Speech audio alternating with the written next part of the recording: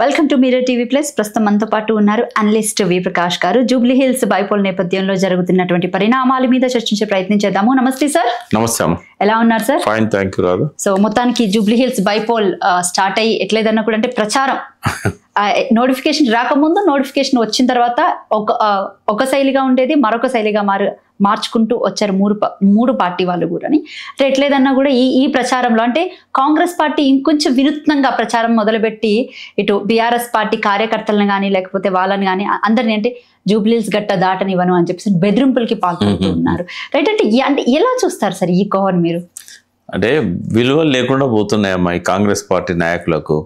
ఇప్పుడు సరే నాయకులకు దమ్కి ఇచ్చేయాలంటే అర్థం ఉంది, ఈ రెండు పార్టీలు ఒకరినొకరు అనుకుంటారు. కానీ ప్రజలకు దమ్కి ఇచ్చేది ఎక్కడ? అది కూడా ఒక ముఖ్యమంత్రి. ఇప్పుడు ఆ ఎమ్మెల్యే క్యాండిడేట్ నవీన్ యాదవ్ ఈ బీఆర్ఎస్ పార్టీ నాయకులకు దమ్కి ఇచ్చాడు. కానీ రేవంత్ రెడ్డి ఏకంగా ప్రజలకే దమ్కి ఇచ్చాడు కదా. తుమ్మ చెట్టు మామిడికాయలు ఎట్లా కాస్తాయమ్మా? ఆయన బీఫామ్ ఎవరికి ఇచ్చాడు, ఆయన ఎటువంటి మనస్తత్వం ఉన్నవాడు అనేది ఇక్కడ స్పష్టంగా కనబడుతుంది. సన్న బియ్యం ఆప్తా, లేకుంటే మీరు బీఆర్ఎస్ కోటేసినట్టయితే మీ పథకాలన్నీ ఆగిపోతాయి, మీ ఎర్ర బస్సు ఆగుతుంది, ఫ్రీ బస్సు, ఇదంతా ఏంది అసలు? ఎవరికి దమ్కి ఇస్తున్నాడు రేవంత్ రెడ్డి? ఇది మినిమం మేనర్స్ లేకుండా అట్లా చేయడం అనేది కరెక్ట్ కాదు. అది అంటే ఈ విధమైన ప్రచారం చేస్తే బహిరంగంగా, అది కూడా మీరు కానీ బీఆర్ఎస్ పార్టీకి ఓటేస్తే మేము ఇవన్నీ రద్దు చేస్తామని చెప్పేసి మాట్లాడుతున్నారు కదా, ఎక్కడైనా ప్రజలు భయపడి ఓట్లు ఏమైనా అటు వేసే అవకాశం ఉంది అంటారా? చూపెడతారు రేపు డబ్బా ఇప్పినాక, ఓట్ల డబ్బా బాక్స్ ఇప్పినాక ఈ దమ్కీలకి ఎట్లా భయపడలేదా అనేది ప్రజలు చూపెడతారు. ఆ వచ్చే కొన్ని ఓట్లు కూడా రాకుండా పోతాయి. ఈయన ఇట్లా రేవంత్ రెడ్డి రోజుకో మీటింగ్ లో దమ్కీలు ఇచ్చుకుంటూ పోతే డిపాజిట్ కూడా రాదు కాంగ్రెస్.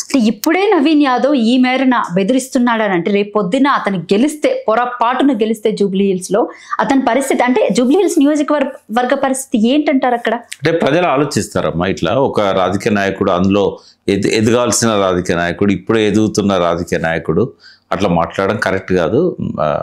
నాకు కూడా బాగా పరిచయం ఉన్న కుటుంబం. ఆ అబ్బాయిని మంచి కల్చర్తోనే రాజకీయాల్లోకి తేవాలనుకున్నారు వాళ్ళ డాడీ. బట్ ఇంకా ఆయన మీద ఇటువంటి ప్రభావాలు ఉన్నాయంటే దాన్ని ఆయన మార్చుకోవాలి. ఒకవేళ ఆయన మార్చుకోకపోతే ప్రజలు ఆయన తిరస్కరిస్తారు.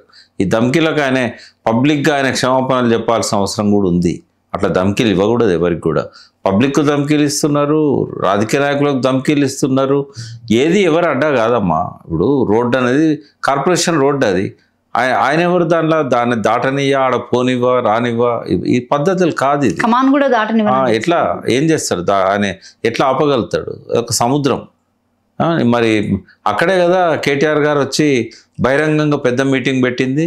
ఆయన దాటని అన్న దగ్గరనే కదా బ్రహ్మాండంగా సక్సెస్ అయింది మీటింగు. ఇసుక పోస్తే రాళ్ళంత మంది జనాలు ఉన్నారు అక్కడ.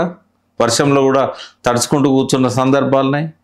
ఇట్లా మాట్లాడద్దు ఎప్పుడు. రాజకీయాలలో హుందాతనం ఉండాలి. అట్లుంటేనే ఇప్పుడు ఇవాళ ఉన్న యూత్కి ఒక ఐకాన్ ఉంటాడు. లేకపోతే పాత కాలం నాటి రౌడీ లాగానే ఉన్నాడు ఈయన కూడా అని జనం అనుకునే ప్రమాదం ఉంది. కాబట్టి ఆయన కూడా నా సూచన ఏంటంటే, నువ్వు మంచిగా ఎదగాల్సిన నాయకునివి. మీ నాన్న ఏ ఆలోచన అయితే పెట్టుకున్నాడో ఆ రకంగా ఎదగాలనుకున్నప్పుడు ఆ రకంగా ఉండకూడదు.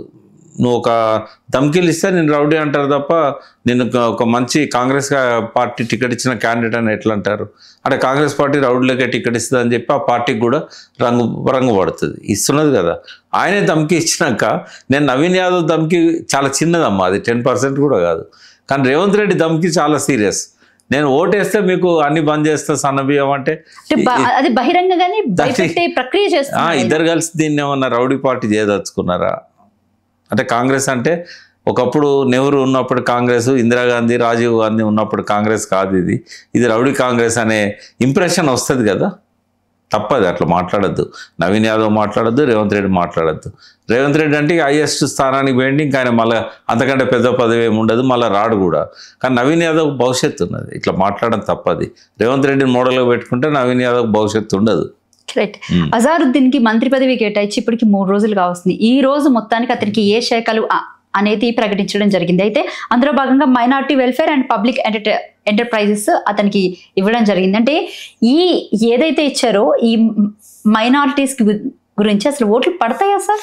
అసలు ఫస్ట్ ఆయనకు ఎమ్మెల్యే టికెట్ ఇవ్వడమే రేవంత్ రెడ్డికి ఇష్టం లేదు. ఎందుకంటే ఓవైసీతోనే ఆయన రిలేషన్ చెడిపోతుంది. ఓవైసీ మజ్లిస్ జాగిరి హైదరాబాద్ ముస్లిమ్స్ అంతా అనుకుంటున్నాడు. అక్కడ ఇంకొక లీడర్ని ఎదగనివ్వడు ఆయన. ఇప్పుడు వాళ్ళిద్దరు అన్నదమ్ములు తప్ప ఇంకో లీడరే ఎదగలేదు మజ్లిస్ నుంచి. మజ్లిస్ పుట్టిన కాంచి కూడా కాసిం రజీ ఉన్నప్పుడు ఎవరిని ఎదగనియలేదు. కాసిం రజీ తర్వాత వీళ్ళ తాత చేతిలో ఉండే పార్టీ, వాళ్ళ తాత కొడుకుని తప్ప ఇంకోరిని ఎదగనియలేదు. సలావుద్దీన్ ఓవైసీ చేతిలో పోయినాక ఆయన తప్ప ఎవడు ఎదగలేదు. ఆయన చివరి రోజులల్లో పెద్ద ఓవైసీ అసదుద్దీన్ ఓవైసీని తప్ప ఇంకొకరిని ఎదగనియలేదు.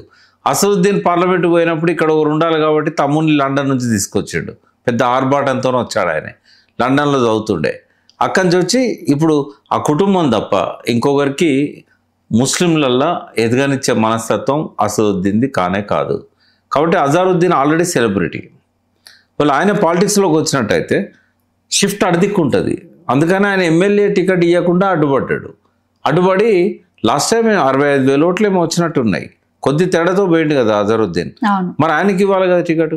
ఆయనకి ఇవ్వకుండా ఈయనకి ఎందుకు ఇచ్చాడు అంటే ఓవైసీ ఫ్యామిలీ అడ్డుపడ్డది అనేది ముస్లింలకి వెళ్ళి వస్తున్న టాక్.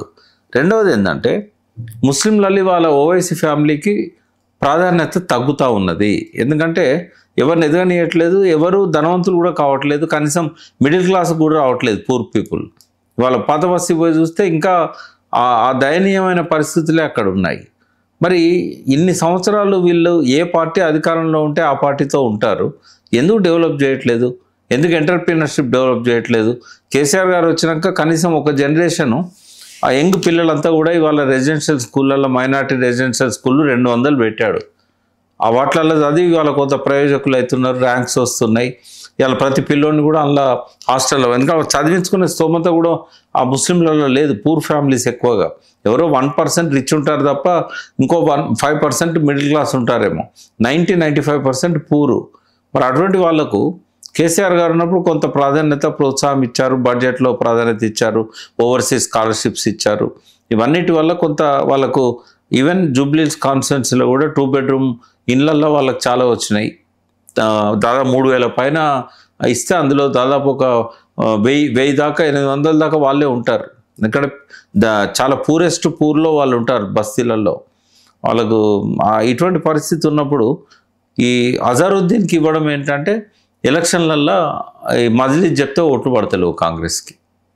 అది ఎట్లా మనకు బిలియన్ కనెక్ట్ అని ఒక సంస్థ సర్వే చేసింది, మీరు చూసారో లేదో. రెహనా అని దాని ఫౌండర్. సో వాళ్ళు ముస్లిమ్స్లనే సర్వే చేశారు. మంచి శాంపుల్స్ కలెక్ట్ చేశారు. 6,800 శాంపుల్స్ తీసుకున్నారు. తీసుకొని వాళ్ళు సర్వే చేస్తే మజ్లిస్ అవినీతి పార్టీ అని చెప్పి 31%, మజ్లిస్కు 31% అవినీతి పార్టీ అని చెప్పారు. ఏది ముస్లిమ్స్. బీజేపీని 39% అవినీతి అన్నారు. కాంగ్రెస్ 27% ఏముంది. బీఆర్ఎస్ దగ్గరకు వచ్చేసరికి ఓన్లీ 10% అవినీతి పార్టీ అన్నారు. అంటే 64% సీఎంగా కేసీఆర్కు సపోర్ట్ చేశారు, 27% రేవంత్ రెడ్డి చేశారు, 24% ఏదో. అంటే ముస్లింల యొక్క మైండ్ సెట్ ఏంది జూబ్లీహిల్స్ కాన్స్టిట్యున్సీలో అనేది ఆ సర్వే రిఫ్లెక్ట్ చేసింది. అది బయటకు వచ్చినాకనే ఈ అజారుద్దీన్ బయటికి తీసుకొచ్చారు. రైట్. ఇంకా మాగంటి గోపీనాథ్ ఉన్నప్పుడు జూబ్లీహిల్స్ నియోజకవర్గం అంతా, అంటే అది పేరుకే జూబ్లీహిల్స్ అయినప్పటికీ మొత్తం అంతా స్లమ్ ఎక్కువగానే కనపడుతుంది. లేకపోతే పేద మధ్యతరగతి ఇంకా లోవర్ మిడిల్ క్లాస్ ఫ్యామిలీస్ ఎక్కువగా ఉండే అటువంటి నియోజకవర్గం జూబ్లీహిల్స్. అయినప్పటికీ కూడా ఎక్కడంటే దగ్గరగా ఉండి ఏ సంక్షేమ పథకాన్ని కూడా వాళ్ళకి అందేలాగే చేశారే తప్ప ఎవరిని కూడా కష్టపెట్టకుండా చేసినటువంటి పరిస్థితి కనిపిస్తూ ఉంది. బట్ ఇప్పుడు అంటే కాంగ్రెస్ పార్టీ వచ్చిన దగ్గర నుంచి కూడా అంటే ఇప్పుడు జూబ్లీహిల్స్ని డెవలప్మెంట్ చేస్తామని అంటున్నారు తప్ప వీళ్ళు ఇచ్చినటువంటి 6 గ్యారంటీలు కానివ్వండి, 421 హామీలు కానివ్వండి, ఏవి కూడా అమలవంటి పరిస్థితి కనబడుతుంది. బట్ ఇప్పుడంటే జూబ్లీహిల్స్ ప్రజలు ఏ విధంగా నమ్ముతారు సార్? ఒక్క ఛాన్స్ ఇవ్వండి అని రేవంత్ రెడ్డి అడుగుతున్నారు కదా. కాదు, ఒక ఛాన్స్ ఇస్తేనే వచ్చే పథకాలు ఆపిండు కదా. ఇప్పుడు గతంలో కేసీఆర్ ఇచ్చిన కళ్యాణ లక్ష్మి, షాదీ ముబారక్ ఆగినాయి. కేసీఆర్ గారు 3,500 పైన జూబ్లీహిల్స్ కాన్స్టిట్యున్సీనే 2 బెడ్రూమ్ హౌసెస్ ఇచ్చాడు. అవి షార్ట్ లిస్ట్ అయినా ఆపేశాడు 500. ఇది 4th ఫేజ్. తర్వాత నెక్స్ట్ దళిత బంధు 28,000 ఎస్సీ ఓట్స్ ఉన్నాయి. అంటే కనీసం 7,000 ఫ్యామిలీస్ ఉంటాయి. అందరు ఎలిజిబులే దానికి. దళిత బంధుకి ఎటువంటి మినహాయింపు లేదు. దళితుడు అయితే చాలు. గవర్నమెంట్ ఎంప్లాయీ కూడా ఎలిజిబులే. మరి వాళ్ళందరూ అప్లికేషన్స్ పెండింగ్ ఉన్నాయి. అసలు 2 సంవత్సరాల నుంచి ఆ పథకం కంప్లీట్గా ఆపేశాడు. బీసీలకు ఎస్టీలకు కూడా కేసీఆర్ గారు 1 lakh rupees పథకాన్ని పెట్టారు. దాన్ని కంప్లీట్గా ఆపేశాడు. ఇప్పుడు బీసీల ఓట్లు 22,300 కాపు ఉన్నాయి. 20,000 18,000 20,000 మధ్య యాదవ్లో ఓట్లు ఉన్నాయి. ముదిరాజుల ఓట్లు 12-13,000 ఉన్నాయి. అంటే ఇవన్నీ కలిపితే దాదాపుగా 1 లక్ష పైన ముస్లిమ్స్ ఎంత ఉన్నారో బీసీలు అంతకంటే ఎక్కువ ఉన్నారు. దాదాపు 35% ఉన్నారు బీసీలు. మైనారిటీస్ ఓట్లు ఇంకా తక్కువ ఉన్నాయి. మరి ఈ బీసీలకు ఇస్తారన్న ఆ 1 lakh కూడా ఆపేసిండు కదా. తర్వాత ఊర్లకున్న సిటీకి సంబంధం ఉంటుంది. జూబ్లీహిల్స్ లో ఉన్న వాళ్ళంతా ఎక్కువ మంది ఊర్ల నుంచి వచ్చిన వాళ్ళు, వీళ్ళ బంధువులు, వీళ్ళ మూలాలు ఎక్కువగా ఉన్నటువంటి నియోజకవర్గం. సెటిలర్స్ అంటే హైదరాబాద్ అంతా సెటిలర్సే. కొందరు ఆంధ్ర నుంచి రావచ్చు, కొందరు ఊర్లకి వెళ్ళి రావచ్చు.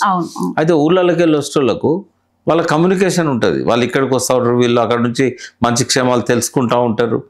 మరి 300 కాపులకు నువ్వు రైతు బంధు ఎగ్గొడుతుంది. 4 సార్లు ఇవ్వాల్సింది 2 సార్లు ఎత్తివి. ఆ ఇచ్చే 2 సార్లు కూడా అందరికి ఇవ్వకపోతివి. రుణమాఫీలో సగం మందికి కూడా ఇవ్వకపోతివి. 42,000 కోట్లు ఇచ్చే కాడ 18,000 కోట్లు వేస్తేవి. ఇవన్నీ ఇంపాక్ట్ ఉంటుంది. 300 కాపులు ఎందుకు వేయాలి నీ కోటు? నువ్వేం ఉద్ధరించినావు? మళ్ళీ ఆత్మహత్యలు పెరిగినందుకే అన్న, మళ్ళీ కరెంటు కోతల వల్ల పంపులు పాడవుతున్నందుకే అన్న, లేకపోతే కాళేశ్వరం నీళ్ళని ఇప్పటిదాకా కూడా రిపేర్ చేయకుండా ఉంచినందుకు ఇవ్వాలన్నా? ఎందుకు ఇవ్వాలి నీకు? 300 కాపులు ఎందుకు ఓటేయాలి? 22,000 ఓట్లు ఉన్నాయి. బీసీలలో అత్యధిక ఓట్లు. నీకు యాదవులు ఎందుకు ఓట్లు వేయాలి? నువ్వు కేవలం నవీన్ యాదవ్ టికెట్ ఇచ్చినందుకు యాదవులు ఓట్లు ఎత్తారా? నువ్వు గొర్రెల పథకాన్ని ఆపినావు కదా. 1,50,000 గొర్రెల యూనిట్లు, ఒక యూనిట్కి 21 గొర్రెలు. షార్ట్ లిస్ట్ అనే ఆపేసిండు. కేసీఆర్ గారినప్పుడు 2 ఫేజులలో, ఒక ఫేజ్లో 3,74,000, ఇంకో ఫేజ్లో 3,24,000 యూనిట్లు ఆయన ఇచ్చాడు. ఈయన 1,50,000 ఇవ్వడానికి 2 years అయినా ఇవ్వలేదు. తర్వాత జూబ్లీహిల్స్ రోడ్ల పరిస్థితి చూసినా, డ్రైనేజ్ పరిస్థితి చూసినా ఇవాళ మళ్ళీ ట్యాంకర్లు వస్తున్నాయి. హైదరాబాద్ సిటీ మొత్తంలో కేసీఆర్ గారు ఉన్న పీరియడ్లో హార్డ్లీ ఏమన్నా ఫంక్షన్లు ఉన్నప్పుడు నెలకు 20,000-30,000 ట్యాంకర్లు మొత్తం సిటీలో వచ్చేటి. వాళ్ళకి ఎక్సెస్ వాటర్ అవసరమైనప్పుడు. ఇవాళ 2 లక్షల ట్యాంకర్స్. అలా Jubilee Hills heart of the city. ఎక్కడ స్లమ్లలో వాటర్ సరిగా రాదు. ఇవన్నీ కూడా ఇప్పుడు వర్షాకాలం వచ్చిందంటే రోడ్లన్నీ జామ్. వీటన్నిటికీ ఏ రకమైన ఇది చేయలేదు. రెండవది, రోడ్ల పరిస్థితి చూస్తారైతే మొత్తం గుంతలు అక్కడ రాకుండా తయారైపోయినాయి. ఇప్పుడు అజారుద్దీన్కు నువ్వు మంత్రి పదవి ఇస్తేవి, మరి జూబ్లీహిల్స్ డెవలప్ చేయడానికి ఏమన్నా ఆయనకు ఉపయోగపడే ఇచ్చినావా? నువ్వు మైనార్టీ మినిస్ట్రీ ఇస్తే నువ్వు ఫండే పెట్టలేదు మైనార్టీ కార్పొరేషన్కి. ఏం చేస్తాడు ఆయన? గోలు గిల్లుకుంటూ కూర్చోవాలి. ఆ పబ్లిక్ ఎంటర్ప్రైజెస్లో ఏమున్నాయి? నీ స్కీములు లేవు, నీ ఫండ్స్ లేవు. అంటే ఎందుకు పనికిరాని పోర్ట్ఫోలియో ఇచ్చాడు. అదేమన్నా ఉంటుందా ఆ పదవి అంటే 6 నెలలే. ఎందుకంటే 6 నెలల లోపల ఆయన ఎమ్మెల్సీగానో ఎమ్మెల్యేగానో ఆయన మళ్ళీ ఎలక్ట్ కావాలి. ఈ ఉన్నది ఒకటే సీటు గవర్నర్ కోటాల. గవర్నర్ కోటాల ఆయనకి ఎలిజిబిలిటీ లేదు. ఇప్పుడు సుప్రీంకోర్టులో ఉంది, కొట్టేస్తుంది. అది కొట్టేసినా ఆయన మళ్ళీ గవర్నమెంట్ కోటాలో ఎలిజిబిలిటీ ఉండదు. గతంలోనే శ్రావణ్కు సత్యనారాయణ గారికి ఇచ్చినప్పుడు పొలిటీషియన్కి ఇచ్చారని చెప్పి కొట్టేశారు. అందులో art, literature, science and technology ఇట్లాంటివి తప్ప స్పోర్ట్స్ లేదనలా. మళ్ళీ లేనప్పుడు ఈయనకి ఎక్కడి నుంచి వస్తుంది? కోదండరాం కూడా కొట్టేస్తారు. ఎందుకంటే ఆయన బాజాప్తా రిజిస్టర్డ్ పార్టీకి అధ్యక్షుడు, తెలంగాణ జనసమితి. వీళ్ళిద్దరిని కూడా ఫుల్సూన్ చేయడానికి రేవంత్ రెడ్డి ప్రయత్నం చేస్తున్నాడు. అజారుద్దీన్ 6 నెలల్లో ఎక్కడి నుంచి ఎలక్ట్ కావాలి? రేపు ఖైరతాబాద్ డిస్క్వాలిఫై అవుతున్నది దానం నాగేందర్ది. అక్కడ ఈయనకు టికెట్ ఇస్తారా? ఆయన నాగేందర్ కాంగ్రెస్లోకి వచ్చిండు కదా, ఆయన కాదని ఈయనకి ఇస్తారా? మరి అజారుద్దీన్ ఎక్కడి నుంచి ఎలక్ట్ కావాలి? అంటే ముస్లింలను, మైనారిటీ వర్గాలను ఫూల్స్ చేయడానికి అజారుద్దీన్ను బఫూన్ లాగా పెట్టాడు. ఆయన ఏం కొనసాగాడు 6 నెలల తర్వాత. ఇది కేవలం ఓట్ల కోసం చేసిన ఎత్తుగాడు ఇది. రైట్. రీసెంట్గా మంత్రి పొన్నం ప్రభాకర్ గారు కొన్ని వ్యాఖ్యలు చేయడం జరిగింది. తులం బంగారం విషయంలో మేము హామీ ఇచ్చినప్పుడు అది 50,000 ఉండే, ఇప్పుడు అది 1,50,000 అయ్యింది, ఇవ్వడం కష్టం అని చెప్పేసి డైరెక్ట్గా ఒక ప్రముఖ ఛానల్కి ఇచ్చినటువంటి ఇంటర్వ్యూలో బహిరంగంగా చేసినటువంటి కామెంట్స్ మీద మీ స్పందన ఏంటి సార్? మీరు గూగుల్ నడితే చెప్తుంది. పోయిన అక్టోబర్లోనే వీళ్ళు వాగ్దానం చేసింది. సెప్టెంబర్, అక్టోబర్ వాళ్ళ మేనిఫెస్టో రిలీజ్ చేసింది. ఆ టైంలో బులియన్ మార్కెట్లో బంగారం ధర ఎంత ఉందంటే 83,000 చూపెడుతుంది. 2023 సెప్టెంబర్, అక్టోబర్. మరి 50,000 ఎక్కడ ఉంది? పోనీ ధర పెరిగింది, ఎంతతో గంతే ఇవ్వను. 30 తులం ఇవ్వను. తులం ఇవ్వలేకపోతే 30 తులం ఇవ్వను. ఆ టైంలో అయితే అంత ఉన్నది కదా తులం ఇస్తా అన్నప్పుడు. ఇప్పుడు అప్పుడు కూడా వీళ్ళు ఏం చేశారు, కేసీఆర్ గారు ఒక 3 సంవత్సరాలు నానా కష్టాలు పడి దళితులకు 3 ఎకరాల భూమి ఇచ్చాడు. అయితే హైదరాబాద్లో రియల్ ఎస్టేట్ విపరీతంగా పెరిగి అప్పుడు ఆ 70,000 60,000 ఉన్నది ఎకరము, ఒక్కసారి అది 8 లక్షలకు 9 లక్షలకు పోయింది. ఇంకా నా వల్ల కాదని చెప్పి, ఎందుకంటే అమ్మేవాళ్ళు లేరు, కొందామన్నా 8 లక్షలు పెట్టి అమ్మేవాళ్ళు లేరు, అంత బడ్జెట్ లేదు. ఆయన 3 ఎకరాలు ప్రామిస్ చేసినాడు, 50,000 కూడా లేదు ఎకరం. సరే ఏదో కింద మీద పడి కొనిద్దామని చెప్పేసి అనుకున్నాడు. ఒక్కసారి అది షూటప్ అయ్యి 8 లక్షలకు 7 లక్షలకు పోయింది. ఏ ఊరికి పోయినా కూడా ఆ టైంలో పథకాన్ని మార్చినప్పుడు 7-8 లక్షల కంటే తక్కువ లేదు. 2017-18లో చాలా వరకు 20 lakhs అబోవ్ ఉంది తెలంగాణలో భూమి. ఇంకా లాభం లేదని ఏమన్నాడు ఆయన, నేను 5 లక్షలు 6 లక్షలు ఇల్లు కట్టుకుంటప్పుడు ఇస్తే ప్లాట్ ఉన్న వాళ్ళందరికీ అని అన్నాడు. దాన్ని అట్లా కన్వర్ట్ చేశారు. అంటే ఎప్పుడైనా కూడా స్కీమ్లో అనౌన్స్ చేసిన తర్వాత ధరలు పెరిగినప్పుడు ఇంకో రూపంలో ఆయన ఇవ్వాలి కదా. మన తులం ఇవ్వలేకపోతే 30 తులమి, లేకపోతే అప్పుడున్న ధర ఏందో బులియన్ మార్కెట్లో తెలుస్తుంది, అమౌంట్ ఇచ్చేసే వాళ్ళు కొనుక్కుంటారు, ఎంత వస్తే అంతే కొంటారు. ఈ అబద్ధాలు దాట వేసే పద్ధతి ఏంది? ఇప్పుడు పెన్షన్ 2,000 4,000 చేసినావు, ఇచ్చినావా? పోనీ 2,500 అని ఫిక్స్డ్ అమౌంట్ పెట్టావు కదా లేడీస్కి, అది ఎందుకు ఇవ్వలేదు? తర్వాత చదువు విద్యా ఖర్చుల కింద విద్యాజ్యోతి పథకం ఏదో పెట్టి 5 లక్షలు ఇస్తాను కదా, అది ఎందుకు ఇవ్వలేదు? స్కూటీకి ఏమంటాం వచ్చింది, స్కూటీ ధర కూడా పెరిగిందా? అన్నీ మధు యాష్కి కూడా అంటే ప్రజలు ఎవరు మమ్మల్ని 6 గ్యారెంటీల కోసం హామీల కోసం ఎవరు అడగట్లేదు అని చెప్పేసి అని మళ్ళీ అదే మీడియా ముఖంగా చెప్పడం జరిగింది. దాని మీద సార్ ఆయన థ్యాంక్స్ చెప్పాలి, ఎందుకంటే జూబ్లీహిల్స్ ప్రజలకు జ్ఞానోదయం చేస్తున్నాడు ఆయన. ఒకవేళ కనుక మధు యాష్కి అన్నట్టు కనుక ప్రజలు ఎవరు అడుగుతలేరు అనుకుంటే ఇప్పుడు కాంగ్రెస్ని గెలిపిస్తే ఏం మెసేజ్ పోతుంది తెలుసా మొత్తం 118 నియోజకవర్గాలకు? అంటే రేవంత్ రెడ్డి ఎన్ని అబద్ధాలు చెప్పినా, ఎన్ని హామీలు ఇచ్చి అమలు చేయకపోయినా ప్రజలు గెలిపిస్తారు అని అంటే ఇంకోసారి అసలు ఏ హామీ అమలు చేయరు వాళ్ళు. ఇక ఇప్పుడు చేసేటి కూడా ఆపుతారు.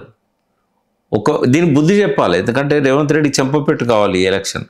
నేను హామీలు ఇచ్చి మాట తప్పితే ప్రజలు నన్ను వదిలిపెట్టారు, నేను ఎవరిని నిలబెట్టినా ఓడిస్తారు అనే ఒక భయం లేకపోతే ఈ వచ్చే పథకాలు సన్నబియ్యం కానీ ఇవన్నీ కూడా ఈ 3 ఏళ్లలో మొత్తం స్టేట్ మొత్తానికి రద్దు చేస్తాడు. ఉత్తమ్ కుమార్ రెడ్డి మళ్ళీ అదే మీడియా ముఖం సాక్షిగా ఒక ప్రముఖ ఛానల్కి జూబ్లీహిల్స్లో ఓడిపోయినా మాకు పెద్ద ఫరక్ లేదు, అసలు ఏమీ కాదు అని చెప్పేసి అని కూడా మాట్లాడారు.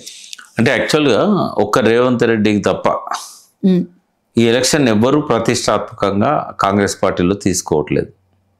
ఎందుకు అంటే ఇది వాళ్ళందరూ కూడా రేవంత్ రెడ్డి కంటే సీనియర్స్. అవును, ఈయన పద్ధతి, ఈయన మాట్లాడే పద్ధతి, ప్రతిపక్ష నాయకుని పట్ల చులకనగా చూసే పద్ధతి, ఈయన నన్ను చెప్పుల దొంగలు చూసినట్టు చూస్తాను, లోన్ కోసం పోతే, ఇట్లాంటివన్నీ కూడా ఎవ్వరికి నచ్చట్లేదు. ఈ రేవంత్ రెడ్డి దిగిపోవాలని అనుకుంటే జూబ్లీహిల్స్ ఓడిపోవాలి. జూబ్లీహిల్స్ ఓటమి, ఎందుకంటే మల్లికార్జున ఖర్గే గారు, మీనాక్షి నటరాజన్ గారు అందరూ కూడా ఈయన గురించి బయట నెగటివ్గా మాట్లాడుతారు. ఇప్పుడు జూబ్లీహిల్స్లో బీఆర్ఎస్ పార్టీ గెలిస్తే ఇవన్నీ అమలవుతాయని మీరు అంటున్నారు. పొరపాటున జూబ్లీహిల్స్లో ఇప్పుడు కాంగ్రెస్ పార్టీ ఓడిపోతే తర్వాత కాంగ్రెస్ పార్టీ స్థితిగతులు ఏంటి? కాంగ్రెస్ పార్టీ ఇక డౌన్ఫాల్ తప్ప అది రైజ్ అయ్యేది లేదు, అది మనం అంటలేము. ఆ పార్టీ జాతీయ అధ్యక్షుడే అన్నాడు మల్లికార్జున ఖర్గే గారు. చాలాసార్లు మంత్రులు అంటున్నారు ఓపెన్ గానే, మళ్ళీ మేము గెలిచేది ఉన్నదా అని. ఏం మెసేజ్ అమ్మా ఇది? అంటే రేవంత్ రెడ్డి ముఖ్యమంత్రిగా ఉంటే రోజు రోజుకి ఇంకా కాంగ్రెస్ పార్టీ అధోగతి అని. నేనైతే ఒకటి చెప్తానమ్మా, తమిళనాడు బెంగాల్ లాగా అయిపోతుంది.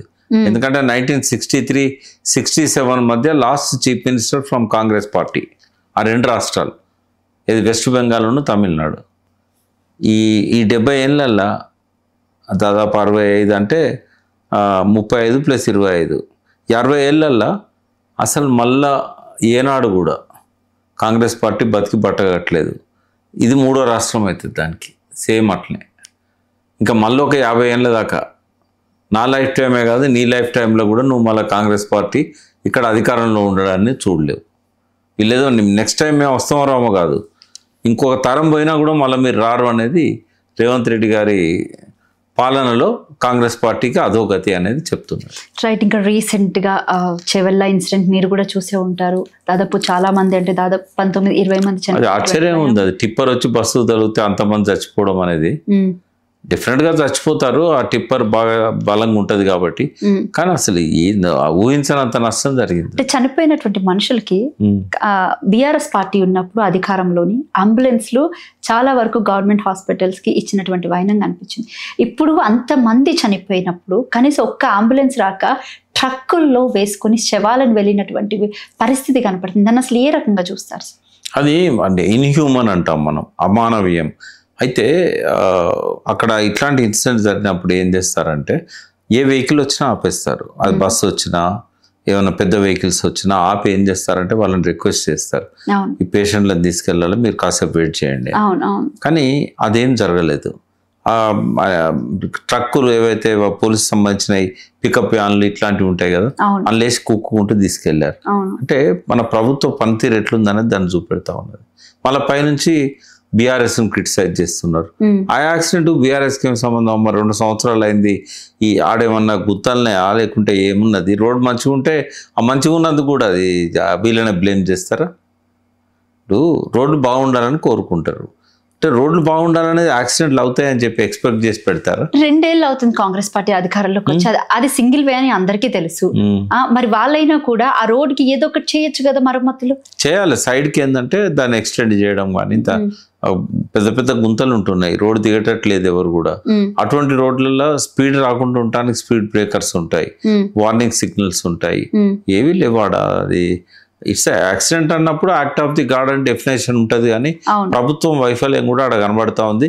కొంతమందిని బతికించుకునే వాళ్ళు ఒకవేళ కనుక ప్రాపర్ టైంలో అంబులెన్సెస్ కానీ తర్వాత కొంత ఫస్ట్ ఎయిడ్ కానీ వాళ్ళకు జరిగి ఉంటాయి. ఇప్పుడు ఇదివరకు బస్సులలో ఫస్ట్ ఎయిడ్ బాక్స్ అని ఉండేది, ఇప్పుడు ఆ బాక్సులు లేవు, బాక్సులలో మెటీరియల్ లేదు. హాస్పిటల్ పోతే అక్కడ మందులు ఉండవు. ఇప్పుడు ఆ స్పాట్లో అప్పటికప్పుడు వచ్చే బస్సులను వెహికల్స్ను ఆపేసి ఈ పేషెంట్లను హాస్పిటల్స్ పంపించుంటే బాగుండేది. అది ఓకే, రైట్. ఇంకా కొండ విశ్వేశ్వరరెడ్డి గారు ఇదే యాక్సిడెంట్కి సంబంధించి అక్కడ రోడ్డు బాగుంది కాబట్టి యాక్సిడెంట్ అయింది, అదే గుంతలు ఎక్కువ ఉంటుంటే రోడ్లో యాక్సిడెంట్ కాకపోయేది అని చెప్పేసి ఆయన మళ్ళీ మీడియా ముఖంగా మాట్లాడడం జరిగింది. ఆయనే రాజకీయ నాయకుడు కాదమ్మా, చాలా అమాయకంగా అప్పుడప్పుడు అట్లా మాట్లాడుతుంటాడు. నా మిత్రుడే. ఆయన కాళేశ్వరం కూలిపోయి మంచి పని అయిపోయింది, కరెంటు బిల్లులు బాగా వచ్చేదని మాట్లాడతాడు. అంటే వాళ్ళకి ప్రజల సమస్యలు బాధలు ఇవన్నీ అర్థం కావు, అంతా డిఫరెంట్ కోణంలో మాట్లాడుతుంటారు. దాన్ని ఆయన అన్ఫార్చునేట్లీ రాజకీయాల్లోకి వచ్చాడు, అన్ఎక్స్పెక్టెడ్గా యాక్సిడెంటల్గా వచ్చాడు ఆయన తెలంగాణ ఉద్యమం వల్ల. Is not a politician. మనం ఆయన మాటలను సీరియస్గా తీసుకోవాల్సిన అవసరం లేదు. ఇదే అంశానికి సంబంధించి మల్లు రవి కూడా ప్రెస్ మీట్ ముఖంగా ఆయన గాంధీ భవన్ లో కూర్చొని ఏమన్నారంటే నిన్న రోడ్లు అన్నాక యాక్సిడెంట్లు అవ్వవా, ఎందుకంత రాతాంతం చేస్తున్నారు అని చెప్పేసి అని మాట్లాడడం జరిగింది. అంటే ఒక మనిషి ప్రాణాలంతా అంత చులకన ప్రభుత్వానికి, ప్రభుత్వంలో ఉండే పెద్దలకి, అంటే ఎటుపోతుంది సమాజం అనేది ఒక క్వశ్చన్ మార్క్ కనపడుతుంది సార్. అంటే వీలైనంత వరకు వాటిని అరికట్టాలి, మళ్ళీ ఇంకోసారి జరగకుండా జాగ్రత్తలు తీసుకోవాలి. అక్కడ ప్రభుత్వంలో ఉన్నది కాంగ్రెస్ ప్రభుత్వం కాబట్టి అక్కడ ఏం తప్పు జరిగిందనే దాని మీద శోధన చేయాలి, ఇంకోసారి జరగకుండా చర్యలు తీసుకోవాలి. జరిగిన దానికి ఏంటంటే వాళ్ళు విచారాన్ని వ్యక్తం చేయాలి. తర్వాత జరిగిన తర్వాత ఆ గాయపడ్డ వాళ్ళని కానీ చనిపోయిన వాళ్ళని కానీ తరలించిన తీరు మీద విమర్శలు వస్తాయి, ఎందుకంటే వాళ్ళు చేసింది అమానవీయంగా ఉంది కాబట్టి. సో మల్లురావు అట్లా మాట్లాడడం కరెక్ట్ కాదు.